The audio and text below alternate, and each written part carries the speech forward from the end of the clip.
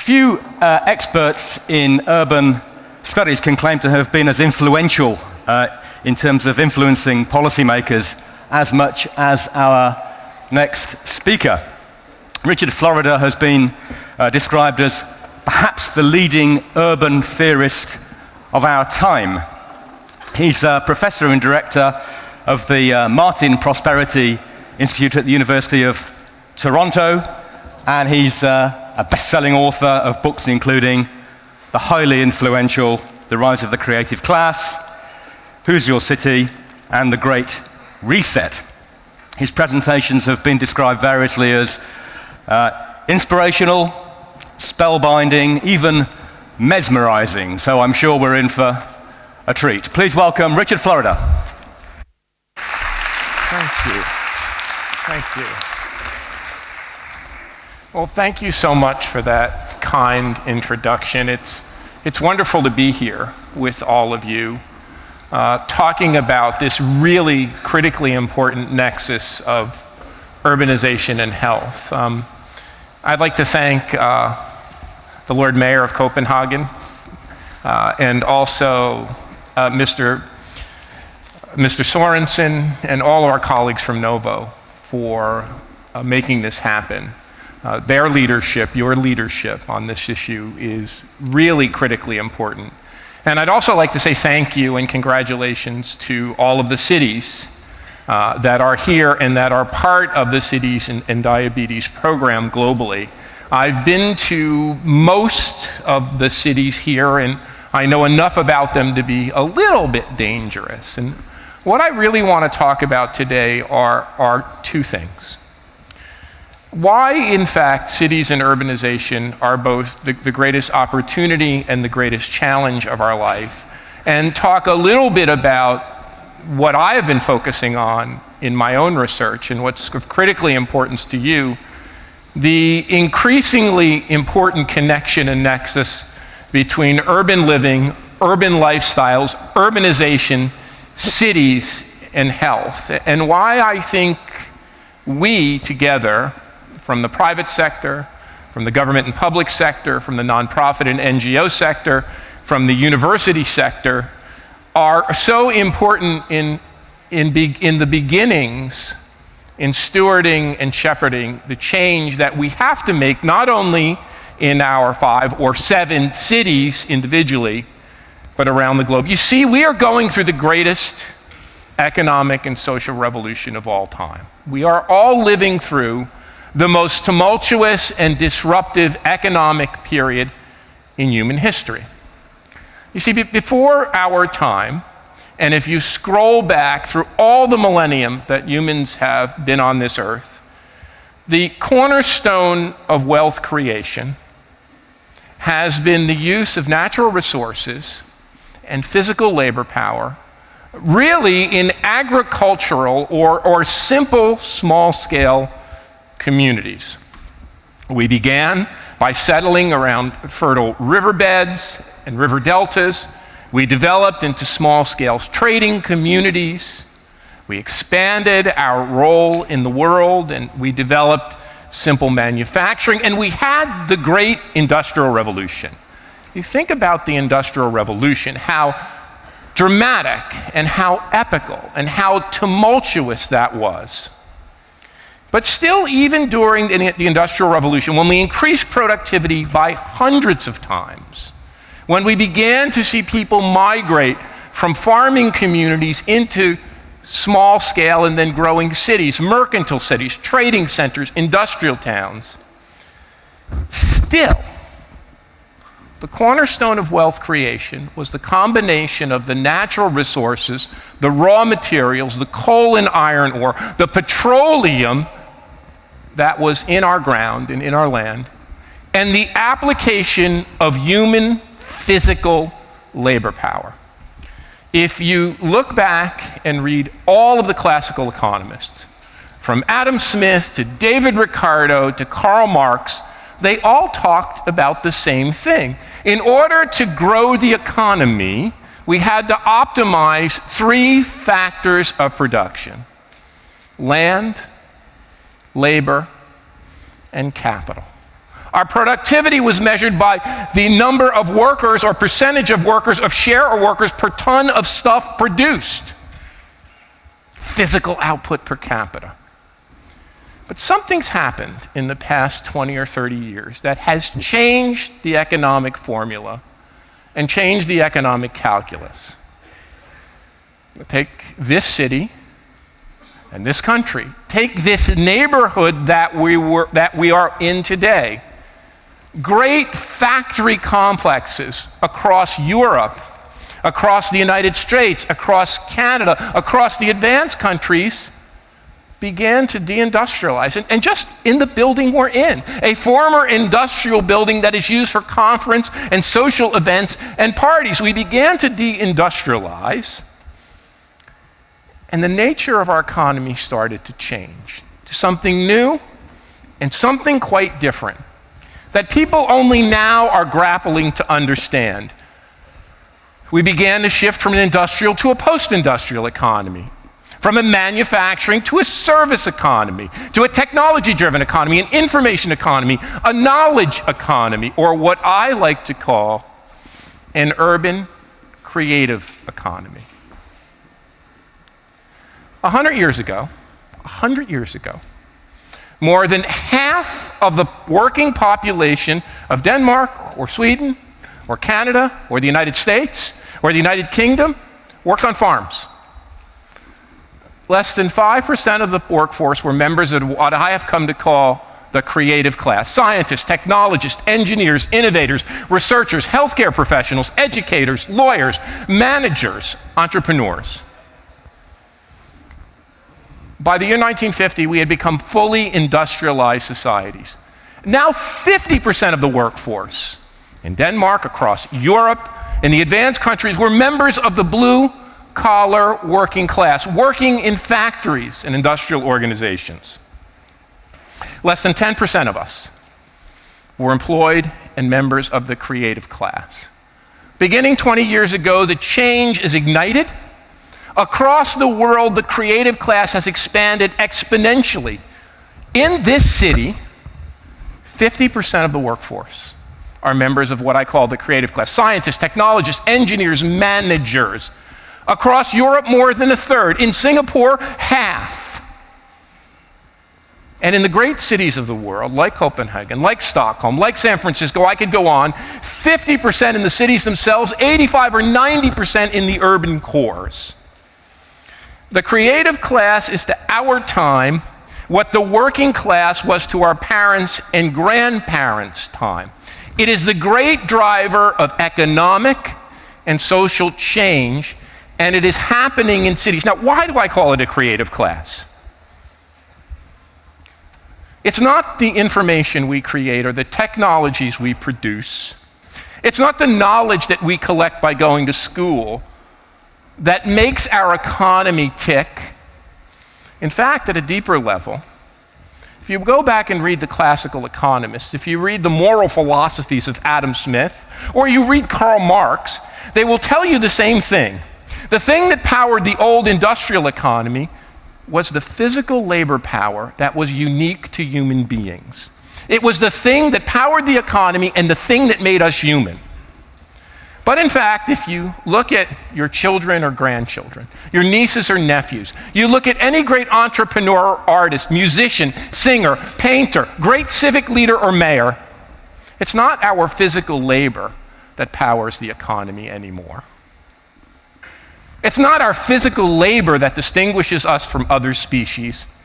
It's the creativity that we as a species share with one another. And I didn't come to this theory by studying now. I came to this theory by studying manufacturing companies across the world as a young professor 20 and 30 years ago. And when I toured the great factories of Europe, and when I toured the great factories of Asia, and when I found myself standing outside Nagoya, Japan, as the manager of a steel mill told me when I asked him where the revolutionary production process in his steel mill came from, he said, "Professor Florida, this didn't come from a research center. This didn't come from a set of innovators. This didn't come from an engineering group. That didn't come from a university. It came from the people on this factory working together The factory itself is a living laboratory. I learned this from my father. My dad's name was Louis Florida. He was the son of Italian immigrants to the United States. He left grade school in the 7th grade to take up work in a factory in Newark, New Jersey, in the old industrial district that looked, in fact, the factory worked and looked just like this. And when I was a young boy, I wanted to know what my father did for a living. And I would beg him to take me to work, and he said, "Richard, I work in the factory so that you don't have to. It's your job to get an education and to better yourself." But on Saturdays, when the plant was running overtime and I would ask my father, he would take me to that factory. And I would look at the machines, and they were making eyeglasses just like these. I would look at the machines in that factory producing eyeglasses, and I was fascinated by technology, as I am to this day. And my dad told me something I would later hear from every great CEO I would meet subsequently as an adult. But my dad told me this first when I was 11 or 12 years of age. It's not the technology, it's not the machinery, it's not the equipment that makes this factory great. It's the knowledge, it's the intelligence, it's the creativity of the people who work here. So that's the basic economic revolution. A shift from an older agricultural or industrial economy to a new economy across the world. And you know this. Not only if you're from the United States or Canada or Mexico City, you know this in Shanghai and in China, because you discuss it all the time. The nature of our economy is shifting from an old industrial system to a new system where innovation and creativity is the key. Which brings me to the second and more important revolution, enabled by the first. If the old economy, if that old industrial economy was powered by giant multinational companies and factories, if my own father worked at the same company from the day he turned 13 years of age and could get a work permit to the day he turned 65 and could retire. When the company structured our lives as working people, created jobs and employment, and ran the economy, where I'm from in the United States, it was often said, what is good for General Motors is good for the country. Today, the key economic and social organizing unit of our time is different. The industrial economy was an economy powered by large corporations. The creative and innovative economy is an economy powered by what you all lead. We are the CEOs together of the new knowledge and creative economy, because the knowledge and creative economy is nested in cities. Cities, our places, our communities, our metropolitan areas have replaced the corporation as the central economic and social organizing unit of our time. And that's why what we're doing here today is so important. We are knitting together the fabric, the global partnerships between corporations and nonprofits and public sector and government and university research to steward that shift, which still so few people see. The creative and knowledge revolution is an urban revolution. Remember those statistics I told you about? 50% of people working on farms 100 years ago, half the population working in factories 50 years ago, 5% in the creative economy, 10% in the creative economy in 1950. The urban revolution has been even more powerful. Just a couple hundred years ago, less than 4% of the population of the world lived in cities and urban areas. 95% of us lived on farms in rural areas. In the year 1900, less than 15% of the world's population was urbanized. Well, you know the statistics. You were here this morning. You read. Now half of our population lives in cities and urban areas around the world. In the next 50 years, that will rise to 2/3, maybe by 3/4. We will put more people in cities over the next century than live in cities today. About 3.5 billion people across the world live in cities now. Over the next 50 to 100 years, we'll end up with 8 or 9 billion people across the world being urbanized And 90% of that urbanization will occur where it hasn't happened now, in the emerging economies of Southeast Asia, Africa, and parts of the Middle East. This is the greatest economic revolution in all time, and we will spend more trillions of dollars or euros building cities in our lives than have been spent building cities in all of human history before us. This point bears emphasis. We will put more people in cities, in urban areas, and spend more people, trillions of dollars, building cities than has happened in all of human history before us. This is earth-shattering. And I would submit to you that urbanization is the grandest of all the grand challenges we face.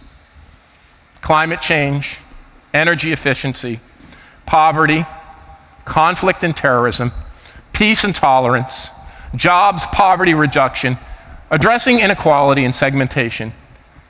Each and every one of those problems, if we are to solve them, are not going to be solved at the G20 summit that is meeting today. They are going to be solved by making our cities better and doing urbanization right. You see, we have a choice now. We can either act together like we are today, led by Novo and all of your efforts. We can either act together to do it right, or we can just try to wing it by the seat of our pants. And over the next 100 years, depending on how we do, depending on the kinds of cities we build, the kinds of infrastructure we invest in, the kinds of health care and health outcomes we achieve, we'll either end up with a world in which the climate is out of control and poverty spirals and conflict and terrorism grows, or we'll end up in a world which is a much better place. You see, I want to give you insight into even more why cities are so important. People somehow believe that in the age of the internet, in the age of new technology, in the age of Skype and Google communications, air travel, we have shrunk the world, we've conquered distance, and place and community are no longer important. In the words of my friend, the great New York Times writer Thomas Friedman, the world has become flat. Well, maybe in certain things it has become flat. He uses the example of manufacturing that has migrated across the world. He uses the example of call centers that you call for assistance that have relocated to where labor costs are cheap.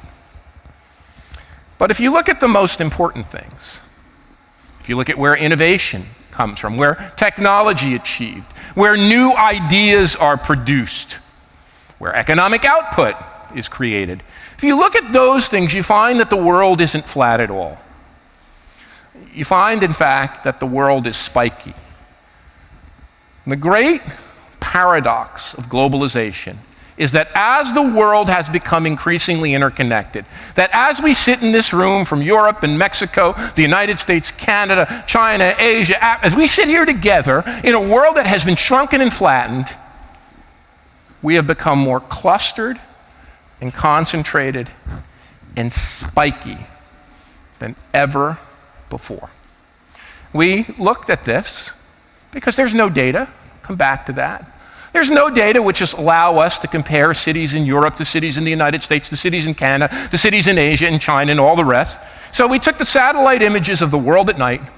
We developed computerized algorithms to look at where the centers of the world economy really are.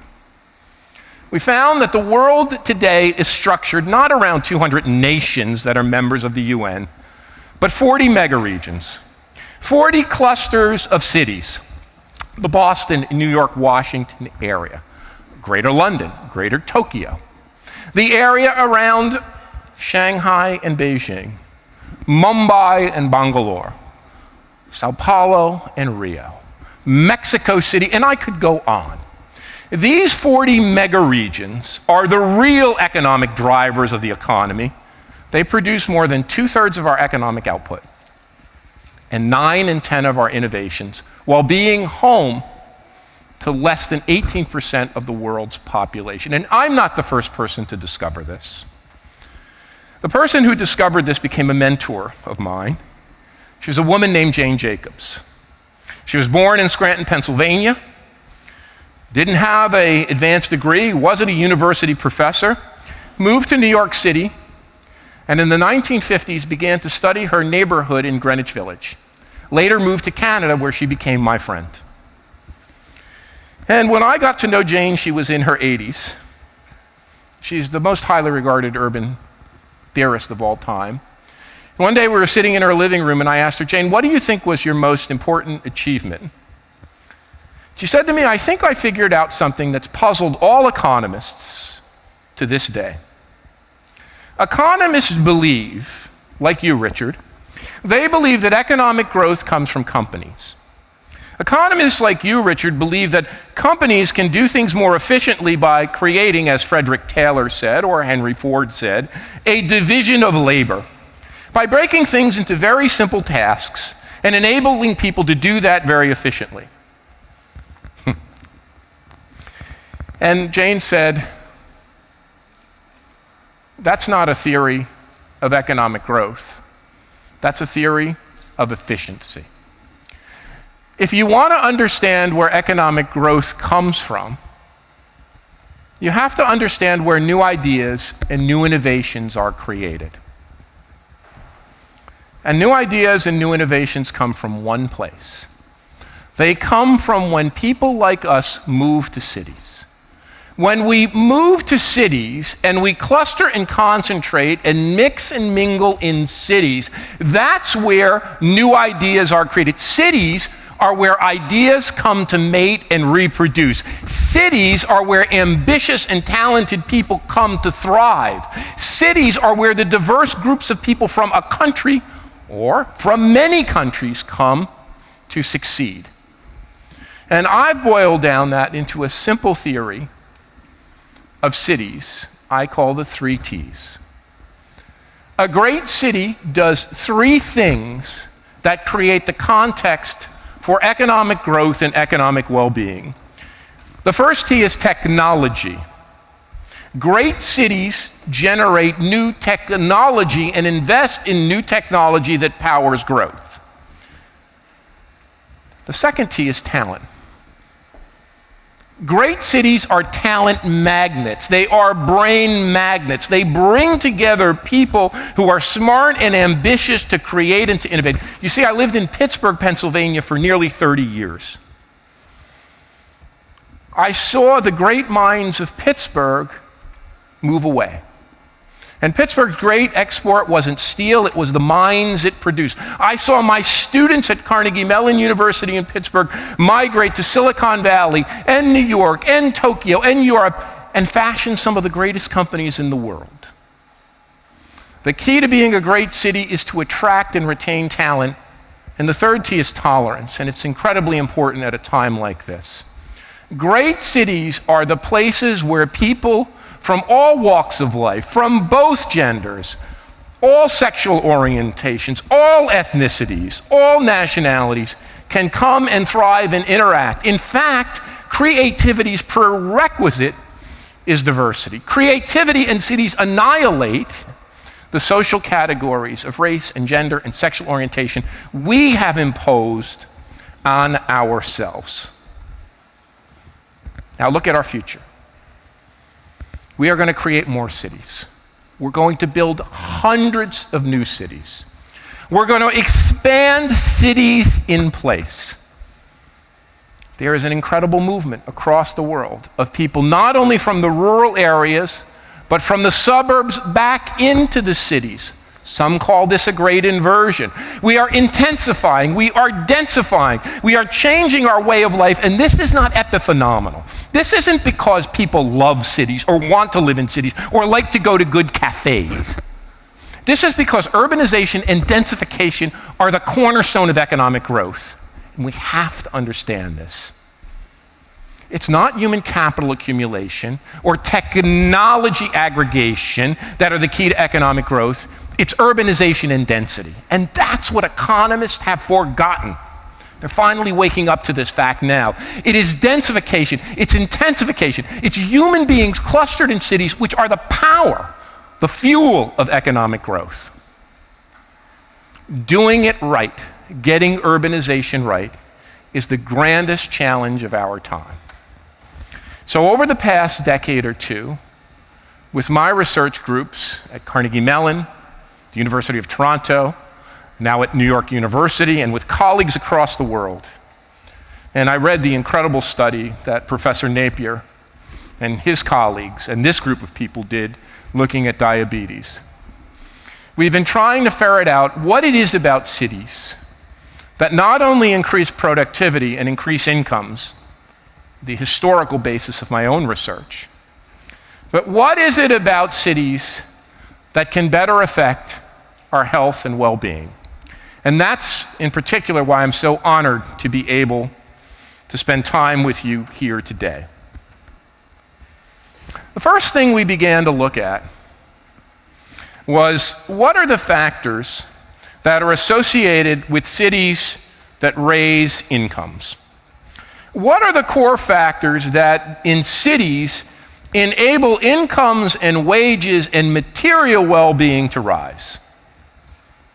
Well, we began to see it was the concentration of this group of people I called knowledge workers, or the creative class. Cities and communities that had higher concentrations of this group had higher rates of economic output and higher rates of income.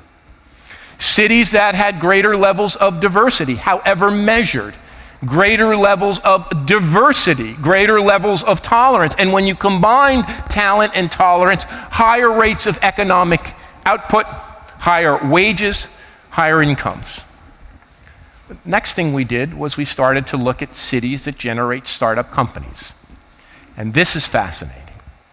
Almost all the research that was done before ours, all of it, showed that startup companies are a phenomenon of far-flung suburbs. And the image in the minds of people is of the California, Silicon Valley, spread out suburban area where new companies like Intel or Apple or Google come from. We were able to get the microdata on investment in startup companies and venture capital companies across the entire world. Every single investment. And what we found was something remarkable. Over the course of the past decade, the old idea that technology was a suburban phenomenon that happened in an office park has been turned on its head. The leading centers of venture capital startup investment in the world are vibrant urban centers. It's no longer the Silicon Valley, it's the urban districts that look quite like this in San Francisco. There are two neighborhoods in the world that generate $1 billion in venture capital investment a year. $1 billion. They are both in downtown San Francisco. New York City has emerged as the second largest attractor of venture capital. London has come to the heights. Stockholm, Toronto, Copenhagen, Berlin, Shanghai. These are the places that new innovation and others, new startup, are happening. Cities are the breeding ground of artistic, civic, commercial, innovative creativity. They're the places these things flourish. And then we started to turn our attention, as new data became available, not only to material well-being and material prosperity. Remember, the title of my institute is a Prosperity Institute. To the non-material, to the non-economic sources of well-being and happiness. We initially partnered with the Gallup organization. We surveyed hundreds of thousands of people across the world as to the things that matter to our socioeconomic well-being, our subjective well-being, to our happiness with our life. And the results that came back floored me. I was not prepared for the results we would get. That the places people in the world were happiest were big, dense, diverse cities. Across the board, when we looked at what were the determinants of people being happy, and having well-being, a strong creative class, a strong knowledge economy, lots of density, incredible diversity. Now, you would think, looking at the world today, that places that are diverse are unhappy, that there's a lot of conflict, that there's a lot of problems. But we found just the opposite. Places that were able to value different kinds of people, and where different kinds of people were valued.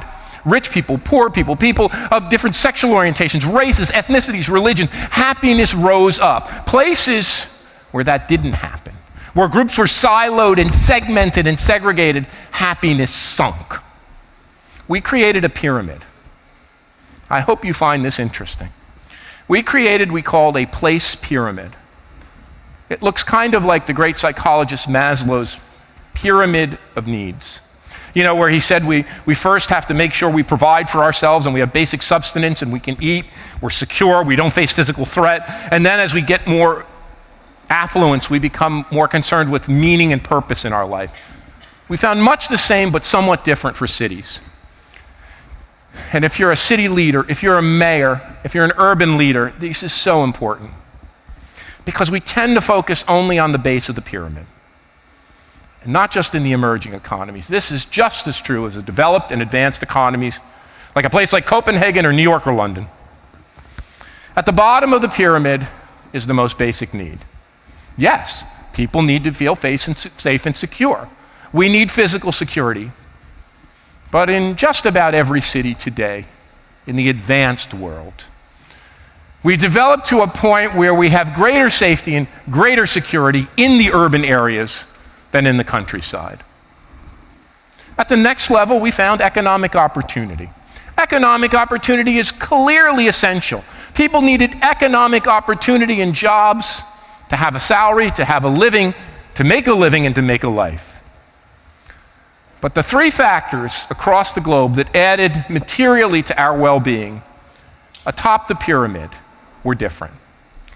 In the middle of the pyramid was us, the leadership, the stewards, the private sector, public sector, NGO, academic, civic stewards of a community.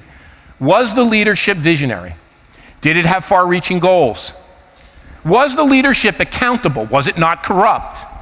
Did the leadership involve me? And this we saw as a trend, particularly with younger people. I see it with my students. The ability to be involved in their community. The ability to be involved in making their communities better. We have partnered with leading design firms like IDEO that are working globally.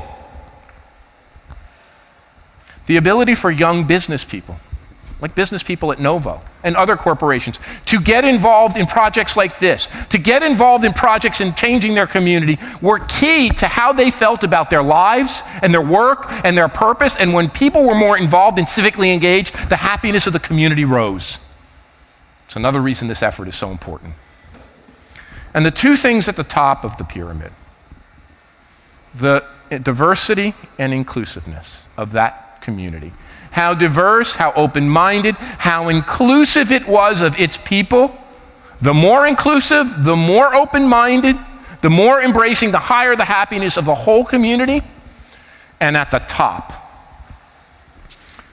I call it quality of place. Quality of place, not quality of life. The quality of the place itself. Did it invest in its community? Did it have open green space? Did it protect its waterfronts? Did it embrace its history? Its artistic and cultural past? Was that revered? Were there institutions that were invested in that showed that cultural heritage? Were there places for children to play? Were there playgrounds and bike paths that brought people together? What was the quality of place? What were the investments in the place itself? And that quality of place was the number one factor. More important than safety and security, more important than levels of economic opportunity, and of course, all of those five factors went together. And next we began to look at health. And not just overall psychosocial well-being, but health outcomes. And I think that's why I was so excited to come here and meet with all of you, the folks at Novo and all of you from these communities, because our research was pointing us on a parallel track. You know, if you look at the big killers in our society today, they're not hard to understand. There's obesity, and heart disease, and smoking, and driving around like a maniac in a car. There's a few others. So we began to look at the big things that are associated with ending life prematurely. Overall mortality rates, rates of morbidity, and all of those things. And we began to really dig into this, but particularly with obesity and other factors. And I'm an economist. These are not things that come naturally for me. These are not things, I'm not a medical doctor, although I've met a lot of and begun to collaborate with medical doctors. It's not something that I was made to focus on, so I struggled with it. But as the data came back, it was so eye-opening that the very same factors that I saw being associated with high levels of innovation, with high levels of economic performance, with high levels of economic output, with rising wages and salaries, those very same factors were associated with health outcomes. We did a project just on fitness levels in cities. We began to look at why cities had lower body weight or body mass index, higher levels of overall fitness. And the things that came back were higher levels of human capital, higher levels of talent, the same thing that was powering innovation, higher concentrations of the creative class, higher levels of affluence, higher levels of density. Denser places had fitter people. People who walk or bicycle to work. An extraordinary correlation, especially in a place like the United States, when about a percentage of the entire workforce walk, or maybe it's up to 3 or 4% now, walk or bicycle to work. Highly positive and significant associations. What was associated with a lack of fitness? Driving to work alone in your car. The same thing with obesity. We began to probe obesity. What were the factors associated with obesity and the health disaster that obesity is, with its strong correlations to type 2 diabetes that your own work is focused on? My God, 400 million people plus today, 650 million projected. Look at the rates in your cities. I think the lowest was 9% and the highest was 17.5%. It's terrifying. And these aren't individual problems. You know, I think the 20th century, if I look at the 20th century, the industrial epic that we're only now overcoming,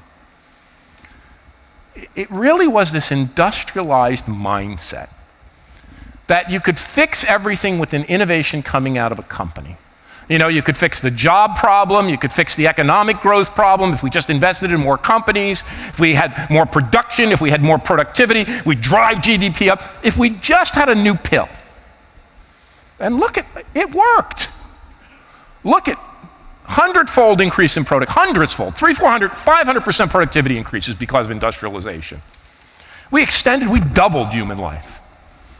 We had a pill for heart disease and a pill for cholesterol and wonderful devices to manage diabetes and other ailments. Incredible. We should congratulate ourselves, but we've now hit the wall. We've just hit the wall. It's the industrialization has come to the age of what economists call diminishing returns. It's so funny, you know, I was thinking about this the other night. We have this is the first time I've traveled, we have a brand new newborn, 3 weeks old. My wife and I, our first child. And I was thinking about this conference, thinking about what's going to change in her life. We got all the pills she needs. We have all the medical intervention she needs. She's not going to get scarlet fever like my dad did and had to recover. She's not going to get diphtheria like my mom did and recover. She's going to manage all of that. But when I was a young boy, there was no such thing as exercise. Think about this. I'm 57. No such jogging was invented in my life. My parents, working people from New Jersey, Newark, if my father put on jogging pants and ran down the street, my mother, she could have put a sports bra on and went out and exercised. They would have took them to the mental hospital. This is invented in our life. But it's not just individual fitness. The doctor tells you, well, you have this condition, you have diabetes, your diet isn't good, your cholesterol's high. Well, take a pill and run around. Go to the mall and walk. Mall walking. A great new industry in my country, the United States. We're going to go to the mall and walk. We know these are not just individual behavior problems. We know as education levels rise, I'm a working class kid. I used to talk with this kind of working class accent you might have heard. How you doing over here? How I grew up. My friends in that neighborhood are obese or dead. They're gone. At 57, that generation is gone. My cousins who didn't have an education have terrible, if they're alive, terrible physical health. So as our educations rise, as we get smarter, we start to change. At 38 years old, I bought a bicycle. I tried to think about what I, as a boy, liked to do. Well, I like to ride my 10-speed bicycle. So I bought a bicycle and I took up cycling.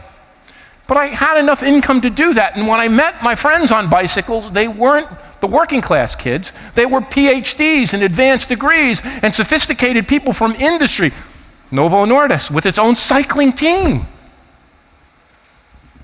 And in my 50s, I took up weight training because I knew I didn't want my physical self to deteriorate. I had to train myself to eat, retrain myself to eat better.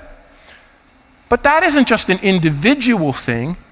That's related to socioeconomic class. If you look at the people in our class position, if you look at the people with college degrees and university degrees and sophisticated degrees, university professors have always been thin and fit.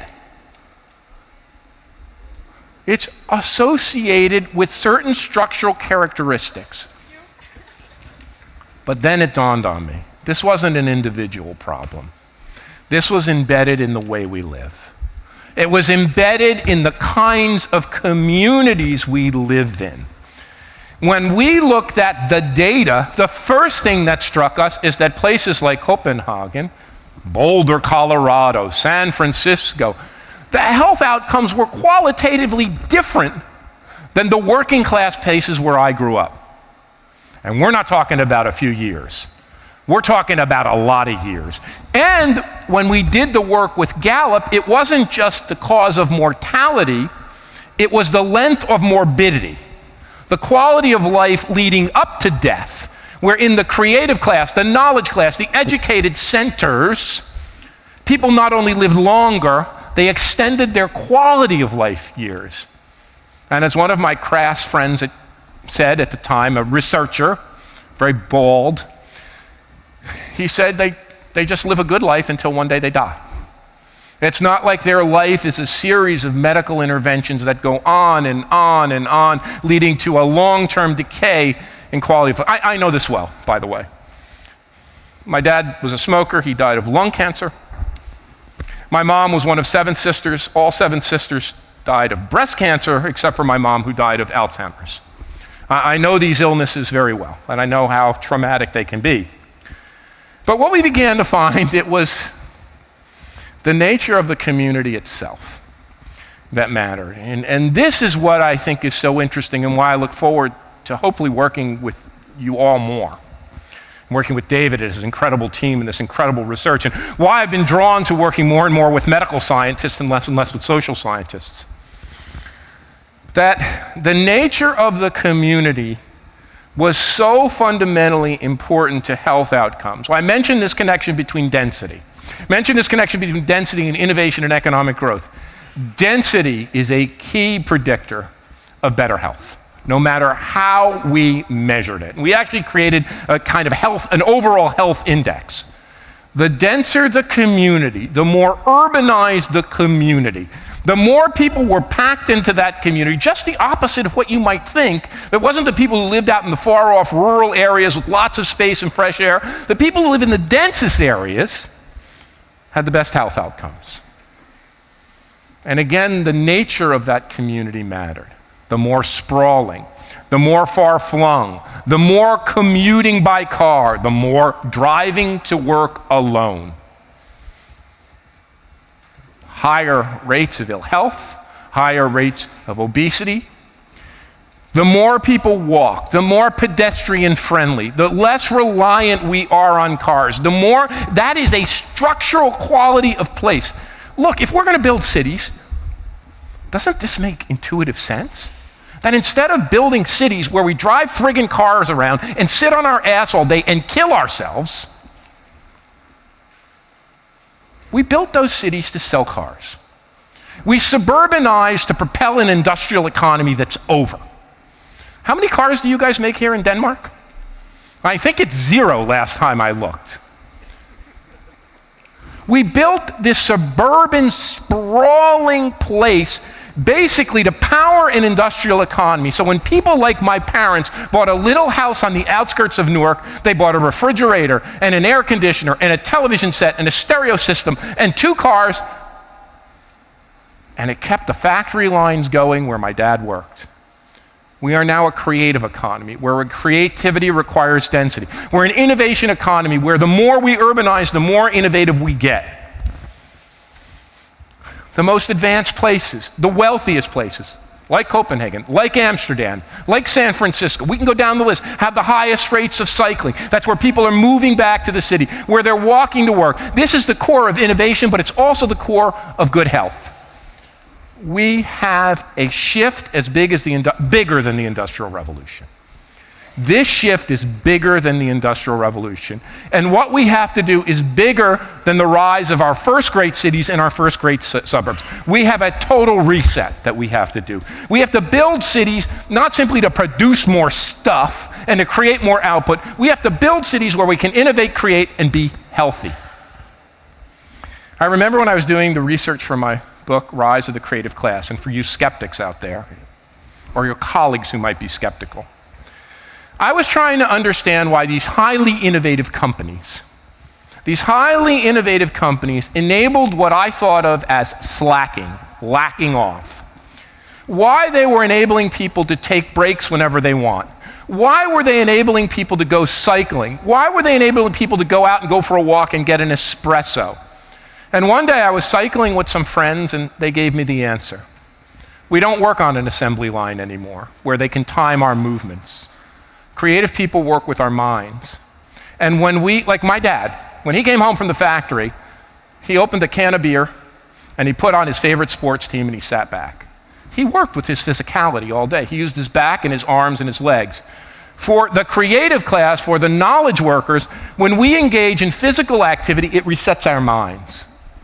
That's why those high-tech companies have all of this stuff. When I look around our office at the university and my research team, when I look around our newsroom at the Atlantic where we created City Lab, I see young people sitting on balls. I see people doing standing desks. We have people on treadmill desks. These things are required not only to keep us healthy, but to keep us fit. Well, when I saw the findings from the diabetes study about isolation, another thing triggered in my mind. I've been working with a group of medical researchers and mental health professionals at the University of Toronto, trying to figure out why suicide rates are rising. And if you read the new study by the Nobel Prize winner Angus Deaton and his wife Ann Case, one of the things they find is among middle-aged white men in the United States, alcohol-related, drug-related, and suicide deaths are escalating.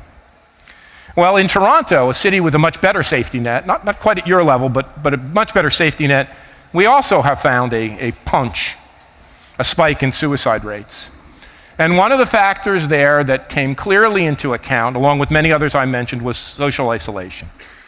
So one of the things that is particularly challenging about urbanization, especially in big cities, whether that's Mexico City or Shanghai or New York or the rest, is where we have a lot of people moving in from the countryside, or in some cases like Toronto, more than half the population moving in from other countries, leaving behind. I moved 17 times away from, and I can tell you, I'm not a depressive person, 17 times to establish a career with no spouse.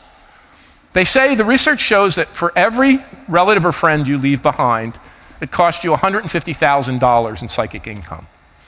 So I could feel this loneliness in my own life, but I had support. This isolation of people, this connection between mental health and physical health is something that we have to probe in greater detail. But there's something going on in cities and urban areas where you don't have that support, where we're highly transient, that isolation factor that seems to trigger, and I saw it in the study of diabetes, and we see it in our own work on mental health. Now, the one other thing that's important to say is, even in the places that have the best health outcomes, and this is what my new book deals with, it's called The New Urban Crisis. It'll be out in about a year. The new urban crisis, even in the cities that have the best health outcomes, even in the cities that have the most vibrant economies, even in the cities like Shanghai or London or Copenhagen, go on, that are growing like mad. It's not only that the world is spiky, our cities are spiky. We are seeing incredible divides and inequality, the likes of which the world has never seen. You know, as we are all members of a global creative class, and all of our wealth and well-being rises, and we all sort of dress the same, wear the same suits, wear the same jeans, drive the same cars, live the same lives.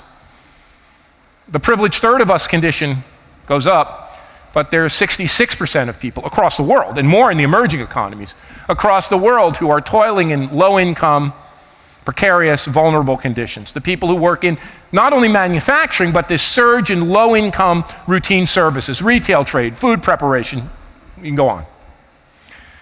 Their conditions are sinking and that divide's worsening. You know, that's what's behind not only the economic divide we see in our most advanced countries, that's what's behind what happened in Paris.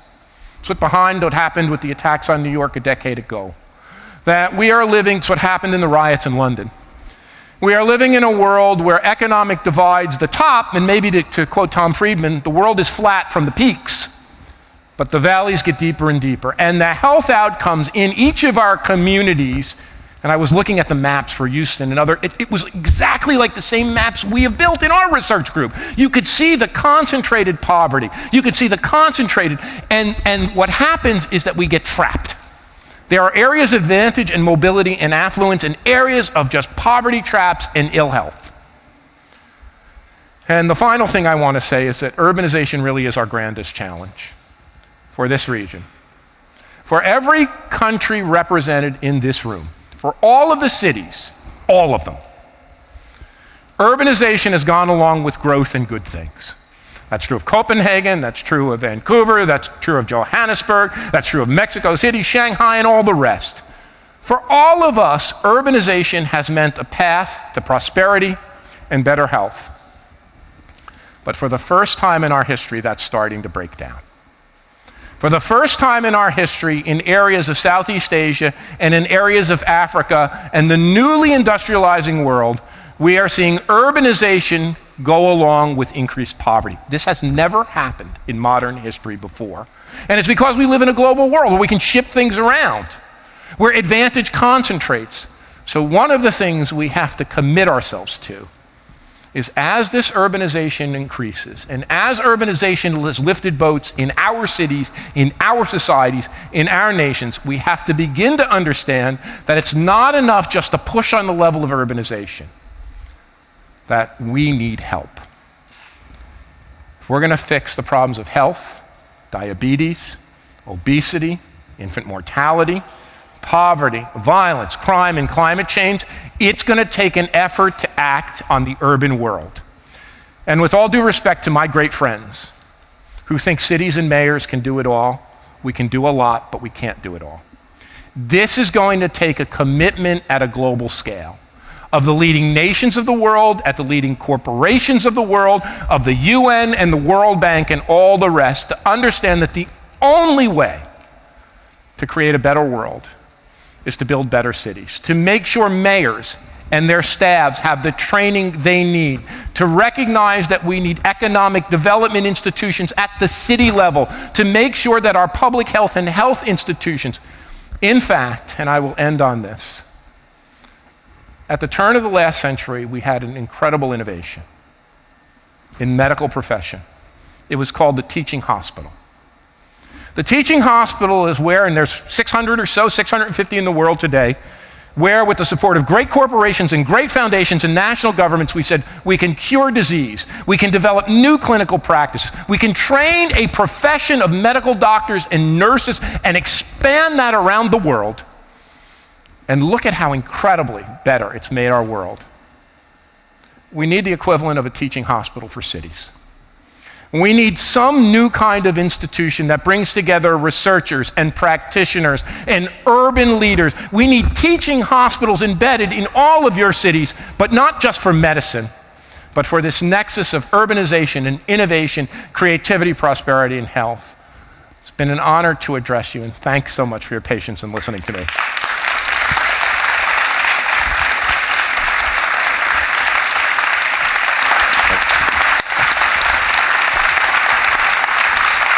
Very kind. Thank you. So the advanced billing was all true. That was indeed inspirational. I think a real tour de force. And I think we're very fortunate that Richard's been able to join us today to help shape our thinking, to expand our thinking so magnificently. Please join me in thanking him once again.